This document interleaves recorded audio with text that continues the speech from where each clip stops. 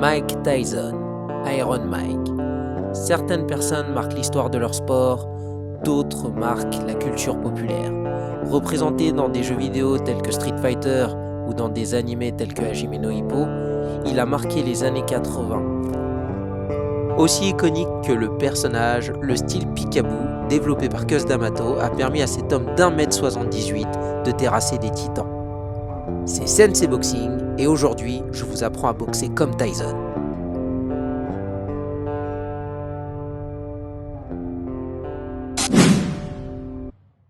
Cus D'Amato présente son style comme une forme de défense agressive. L'objectif était pour ces boxeurs d'esquiver pour créer des opportunités. Les mouvements de buste et la faible utilisation des blocages laissent les mains disponibles pour attaquer. Tyson et les boxeurs de Cus D'Amato avaient la capacité, grâce à leur jeu de jambes, de casser la distance et de frapper dans des angles favorables. Le style Peekaboo est basé sur les réflexes. Floyd Patterson, Mike Tyson ont été les deux plus jeunes champions du monde poids lourd. Et avec l'âge, les réflexes déclinant, le style Peekaboo perd en efficacité. Que ça soit Tyson ou Patterson, qui ont perdu 5 fois avant la limite. Les avantages du style Peekaboo sont les mouvements de buste, permettant de se rapprocher de l'adversaire. La non-latéralisation des boxeurs utilisant le style Peekaboo les rendait efficaces des deux mains, contrairement à des boxeurs comme Liston, Frazier ou Foreman, connus pour avoir un bras extrêmement puissant.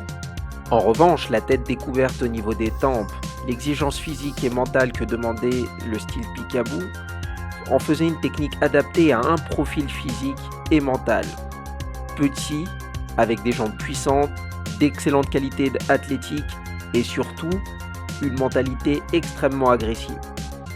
Pour Cus D'Amato, un boxeur était un mélange de 75% de mental, 25% de technique.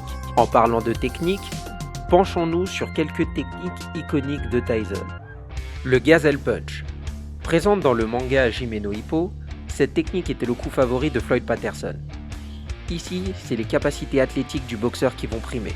Patterson et Tyson, petits en stature, utilisaient leur mouvement de buste en baissant leur centre de gravité afin de forcer leur adversaire plus grand à frapper vers le bas.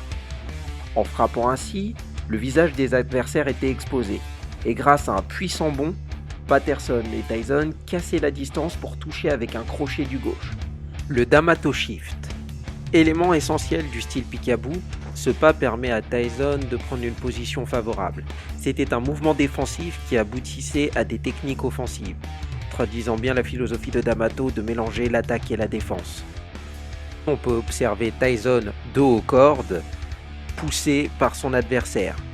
Il utilise le pas afin de se dégager pour pouvoir lancer son enchaînement. Lorsqu'il est chargé, Tyson utilisait aussi ce pas afin de se dégager pour pouvoir avoir une position favorable et lancer son crochet du gauche. En termes de combinaison, Tyson avait un système de numérotation créé par son coach.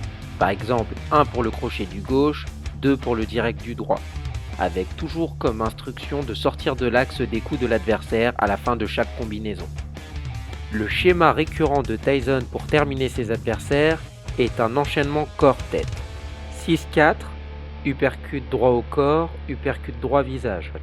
Lorsque l'adversaire est sonné, il aura un réflexe de défendre son visage. Tyson frappait donc au corps pour créer une ouverture au visage, lui garantissant un knockdown ou un knockout.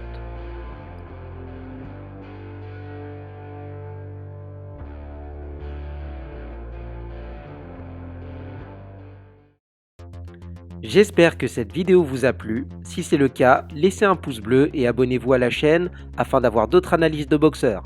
N'hésitez pas à laisser un commentaire afin de me dire quel boxeur vous souhaiteriez voir dans la série. À l'avenir, chacun des boxeurs présentés fera l'objet d'un tuto d'entraînement. C'était Sensei Boxing et je vous souhaite bon entraînement. Petit indice sur le prochain boxeur de la série.